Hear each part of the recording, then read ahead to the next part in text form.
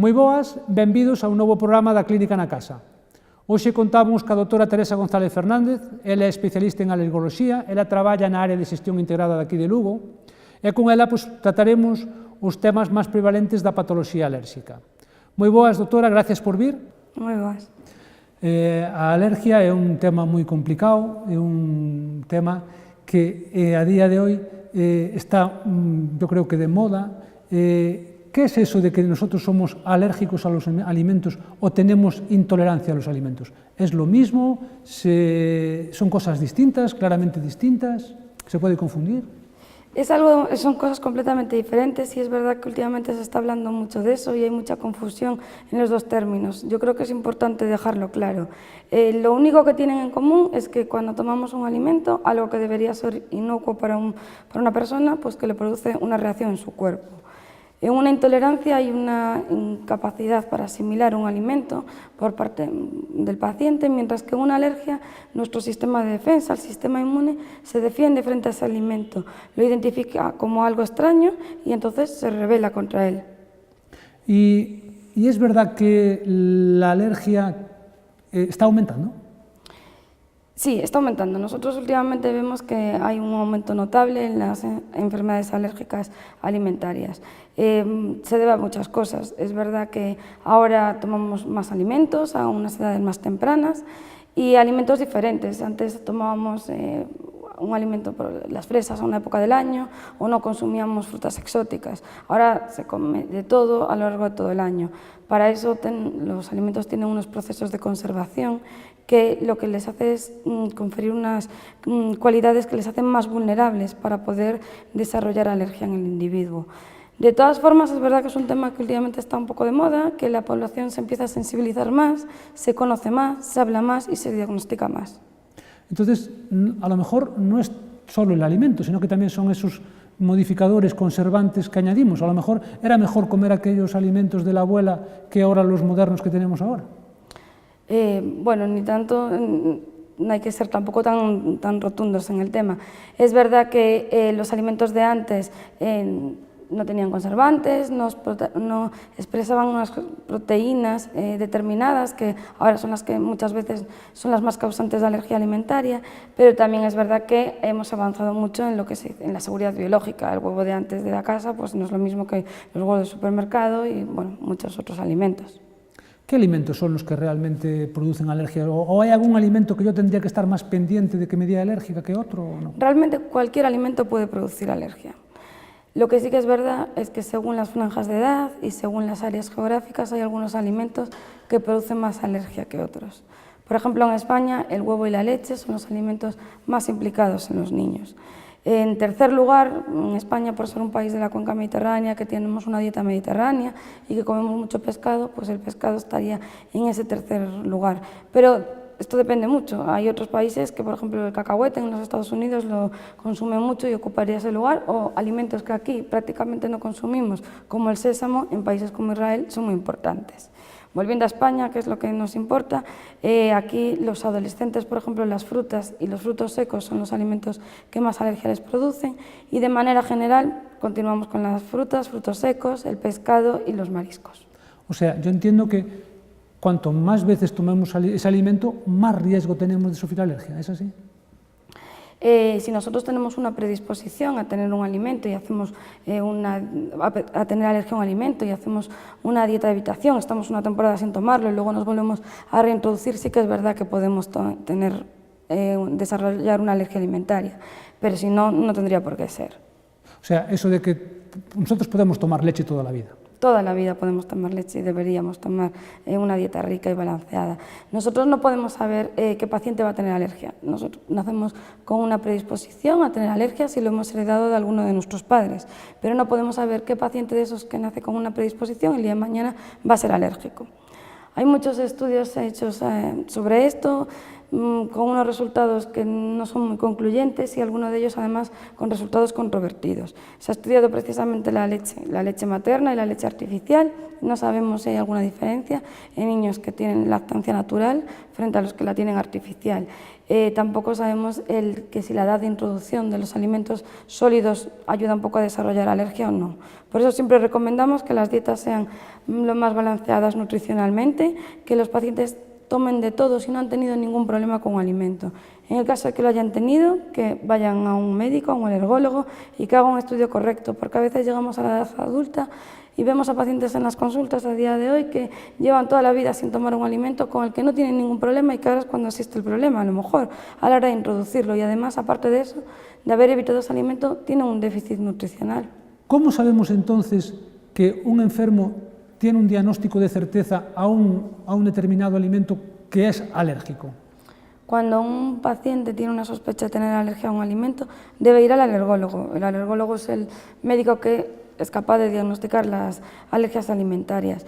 El alergólogo lo que le va a hacer es una serie de preguntas que muchas veces nos ayudan ya un poco. Es importante saber qué alimento ha tomado, si lo ha tomado crudo, si lo ha tomado cocinado, la cantidad de alimento que ha consumido y cuánto tiempo después de haber tomado el alimento empezó a tener síntomas. Los síntomas son muy diferentes, pueden ser desde unas ronchas distribuidas por el cuerpo, en la piel, hasta que nos pique la boca un poco. Podemos tener molestias más importantes, por ejemplo, molestias respiratorias como tos, pitido en el pecho o falta de aire. A veces tenemos también alguna molestia abdominal, náuseas, vómitos y en algunos casos más graves podemos llegar a tener pérdida de conocimiento o mareo. Una vez que identificamos todos estos síntomas, tenemos que pasar a hacer pruebas con el paciente.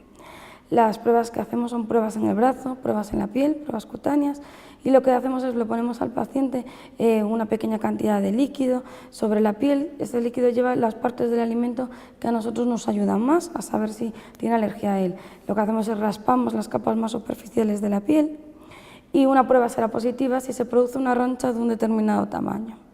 Hay veces que esta prueba con estos extractos comerciales no nos ayuda de todo, porque durante el proceso de elaboración de estos extractos perdemos sustancias del alimento que nos importan, que son necesarias para nuestro estudio. Entonces tendremos que hacer pruebas con el alimento en sí. La misma prueba, pero con el alimento crudo y cocinado. También los procesos de cocción, el alimento va cambiando alguna característica que a veces nos ayuda. Una vez que tenemos las pruebas hechas en el paciente, lo que hacemos le hacemos una analítica de sangre, que por decirlo de alguna manera lo que buscamos es medir lo que vemos en la piel, ver cuántas defensas tiene frente a ese alimento. Y por último tenemos que exponer al paciente a ese alimento. La manera de exponerlo es darle en un medio adecuado, un centro médico, siempre con determinado aporte y con un personal entrenado, tanto para identificar como para tratar las reacciones, el alimento que creemos que es sospechoso de producir alergia. Esto es muy importante porque hay pacientes que tienen pruebas positivas tanto en el brazo como en el análisis de sangre, pero le damos el alimento y no tienen ningún problema. Eso es porque hay pacientes que están sensibilizados, es decir, que su cuerpo reconoce ese alimento, pero no llega a desarrollar una reacción adversa frente a él. Con lo cual, un paciente con una prueba positiva y con una analítica positiva no tiene por qué vivir siempre evitando el alimento. ¿Y cómo trataríamos esa alergia una vez que sabemos que yo soy alérgico al huevo? ¿Cómo tengo que tratar esa alergia? El único tratamiento es la evitación tanto de manera directa como de manera indirecta. Lo que pasa es que esto es bastante complicado en alimentos como el huevo o la leche. Son alimentos muy ubicuos que en cualquier menú están presentes. Entonces, desde hace unos años existen algunas técnicas que son protocolos que lo que buscamos es inducir la tolerancia al alimento. Lo que hacemos es dar pequeñas cantidades de alimento hasta yendo aumentando progresivamente hasta llegar a las dosis habituales. Muchas veces no logramos que el paciente, por ejemplo, en el caso de la leche, se tome un vaso de leche o en el caso del huevo, un huevo frito o una tortilla. Son pacientes que han crecido toda la vida considerando esos alimentos como los causantes de su mal y ahora no se van a tomar un huevo, no les va a gustar. Pero lo que sí que logramos es aumentar mucho ese umbral, con lo cual aumentamos mucho su calidad de vida cuando salen fuera de casa. Por supuesto, eso le condiciona la calidad de vida. Condiciona mucho su calidad de vida porque son pacientes que en el día a día no están enfermos. Un paciente crónico es un paciente que cada día no tiene síntomas, pero sí que tiene que vivir permanentemente en un estado de alerta, por decirlo así. Cuando están en su casa, en un lugar de seguridad para ellos van al supermercado, saben qué comprar, qué comer, cómo cocinarlo. Pero sobre todo las relaciones sociales, es lo que más se ve mermado. Al ir a un restaurante, en el menú, ellos saben qué platos pueden pedir y qué platos no pueden pedir, pero a pesar de que esto últimamente está muy regulado y muy legislado, no pueden tener la total seguridad de que en esa plancha o en ese sartén previamente no se cocinó el alimento, que no pueden contactar con él. En un adulto pasa esto, pero en los niños todavía es mucho peor. Un niño cuando va a una fiesta o un cumpleaños no podemos ser capaces de controlar todo lo que comen, y muchas veces no es ya solo lo que comen, sino si algún adulto les da un beso y antes ha tocado ese alimento, puede ya producirle el contacto o una reacción. Esto hace que estos niños muchas veces crezcan con una sensación de sentirse un poco diferentes, de sentirse pacientes enfermos, y además les da cierta inseguridad, que cuando salen de sus hábitats de confort, de sus relaciones en su casa, con su familia, se sienten un poquito más inseguros. Además son niños que muchas veces crecen un poco sobreprotegidos por los padres, por tener miedo a hacer esa ingesta accidental que desarrolle una reacción importante en él. Y yo ahora no soy alérgico, pero dentro de 5 años puedo ser alérgico. Sí, nosotros no nacemos alérgicos, nosotros nacemos con una predisposición a tener alergia. ¿Puedo prevenir eso? ¿Puedo prevenir que yo sea alérgico? No, hay muchos estudios hechos sobre esto, hay estudios que además no tienen unos resultados muy concluyentes. Nosotros sabemos que no somos alérgicos, que nacemos alérgicos, que nos vamos haciendo. Podemos nacer con una predisposición a tener alergia si alguno de nuestros progenitores es alérgico. Con estos estudios que hemos dicho antes, por ejemplo, que te estoy diciendo que no son concluyentes, por ejemplo con la leche artificial y la leche materna se han estudiado y no tenemos diferencias desde el punto de vista alergológico significativas de cuál es mayor o cuál es mejor o cuál es peor. Tampoco tenemos muchos estudios sobre los alimentos sólidos, en qué momentos introducirlos, si un poquito antes o esperar. Lo que sí que sabemos es que las dietas de restricción son contraproducentes, que no debemos evitar, no debemos hacer que un paciente deje de tomar un alimento porque algún momento haya tenido un problema con él. Deben hacer las dietas lo más balanceadas nutricionalmente posible, deben de comer de todo si no han tenido problemas, porque el día de mañana vemos niños en la consulta que han crecido evitando ciertos grupos de alimentos, que crecen con déficits nutricionales, y además que a la hora de exponerse a ellos es cuando pueden tener una reacción más importante. Y si yo, que ahora tengo acceso, si yo me puedo hacer un test de colores o un test de hipersensibilidad a muchos alimentos que me dicen que tengo que evitar, yo entiendo que tengo que hacerle caso a eso, ¿o no? Estos test a día de hoy no tienen mucha eficacia demostrada. Es verdad que lo hace mucha gente, cada vez se están haciendo más, pero son estudios que lo que hacen es enfrentan la sangre del paciente con defensas de nuestro cuerpo que no son las específicas de las enfermedades alérgicas, y estudian muchos alimentos que estamos tolerando, que no tenemos ningún problema, y alimentos que nunca hemos tomado, con lo cual no podemos tener alergia a ellos si previamente no nos hemos expuesto. Y ya puestos en el peor de los casos. Yo tengo alergia, me he tomado un trozo de tortilla que no podía tomar, ¿qué tengo que hacer? Bueno, en esta circunstancia, en este caso tenemos dos casos, ¿no? El paciente alérgico, diagnosticado, tratado, que sabe que tiene alergia, que sabe que ha tenido una ingesta accidental, que llevará siempre consigo encima la medicación necesaria, y además estará bien entrenado por el alergólogo para qué utilizar según cada síntoma tenga, ¿no? Y además en el momento en el que se produce la reacción. Sabemos que cuanto antes se trate esa reacción, menos riesgo de tener una clínica más importante hay. Esos pacientes, aún así, siempre les decimos que siempre deben de acudir a un centro de urgencias, porque muchas veces este tratamiento administrado en un primer momento no es necesario, o simplemente por observación, para ver que la reacción se va resolviendo sin ningún problema. El otro caso es el paciente que no es un alérgico conocido, que tiene una reacción en cualquier lugar, en un restaurante, y a veces la reacción puede ser, como decíamos antes, pues un pequeño picón en la boca o alguna roncha. Siempre se debe acudir a un centro de urgencias.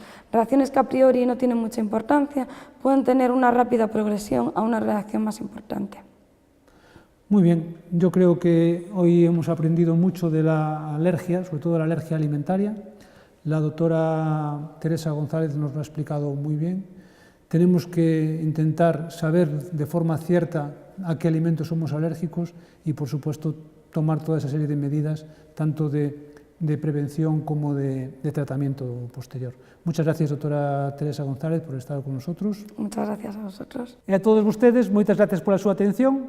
Volverémonos a ver no seguinte programa. E agora quédanse ca nosa compañeira Andrea, que nos vai a falar dunha serie de consellos posturais.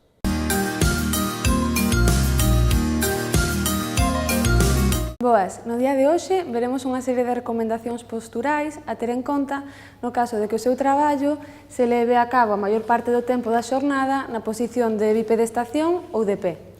Un dos factores a ter en conta é no caso de traballar detrás dun mostrador a altura deste. Sempre debe permitir que a espalda este o máis recta posible, evitando unha flexión da espalda. En canto á organización do escritorio, sempre deberemos de ter os obxetos que máis empreguemos o máis próximo posible. No caso de ter que alcanzar algún, deberemos derrotar en bloque e nunca xirar solamente a zona cervical. Debemos de prestar tamén moita atención ao calzado que empreguemos para traballar. Neste caso, debe permitir estabilidade, a maior estabilidade posible, e ter unha cuña de un máximo de 2,5 centímetros. Non traballar excesivamente en plano, pero tampouco en tacón. A posición das pernas tamén é importante. Sempre que non sexa posible, deberemos de ter un pé lixeiramente elevado respecto ao outro. No caso de ter que agacharnos por algún obxeto que se nos cae ao chan, deberemos de flexionar a articulación de cadeira e rodilla e evitar a flexión da espalda. Sempre que sexa posible, deberemos de facer pausas para intercalar as posicións nas que traballemos. Se non é posible sentarnos, sería idóneo, e se non, dar un breve paseo para poder estirar as pernas. Ata aquí os consellos máis básicos se o voso traballo se desempeña na posición de pé. A continuación veremos unha serie de estiramentos que lles pode axudar a evitar dolores de espalda típicos e derivados destas posturas laborais. No caso daquelas persoas que pasan a maior parte do tempo laboral na posición de bipedestación ou de pé, os estiramentos centrarémolos na zona das pernas ou extremidades inferiores e na zona lumbar baixa. Para elo, empezaremos facendo uns estiramentos básicos. Un deles é o da musculatura do piramidal, situado na rexión glútea. Sobrepoñemos a perna dereita sobre a perna esquerda e traccionamos suavemente da perna dereita.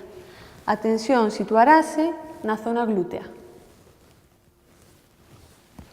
O estiramento da musculatura posterior da perna levarase a cabo con unha pequena abertura de ambas pernas e inclinando o tronco anteriormente de forma que acheguemos as nosas mans cara aos nosos pés.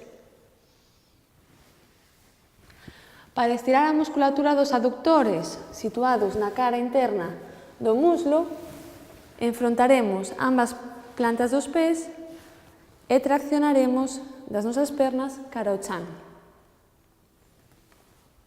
Por último, para estirar a musculatura da cara anterior do muslo, o cuádriceps, o que faremos será unha flexión de perna e unha inclinación anterior do tronco. Tamén é aconsellable realizar os estiramentos para a zona lumbar que xa vimos para aquelas persoas que traballaban sentados. No obstante,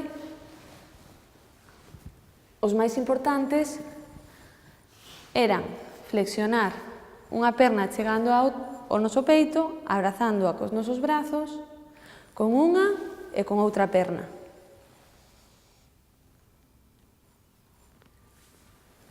E por último, partindo coas dúas pernas flexionadas e apoiadas, brazos en cruz, rotaremos as pernas hacia un lado, mentres que a nosa zona cervical estará rotada hacia o outro. Estos exercicios deberémolos facer moi lentamente e mantendo en cada posición aproximadamente 15 segundos. Pese a que agora vemos exercicios de estiramentos da zona lumbar e das pernas, tamén sería aconsellable realizar estiramentos na zona cervical ou dorsal, según onde se sitúe a patoloxía de cada persoa.